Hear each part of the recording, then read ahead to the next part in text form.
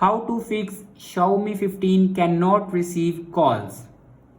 So let's start the video. First of all, restart your device. For restart your device, press and hold volume up button and power button at the same time, like that. And then swipe up to power off your device and then turn on your device. After that, swipe down to your control center, and here you can check if you turn on do not disturb, then turn it off. After turning off do not disturb, then open settings and click on more connectivity options, and then click on reset Wi-Fi, mobile networks and Bluetooth. Now here you can reset your network settings. After reset the network settings, then reinsert your SIM card.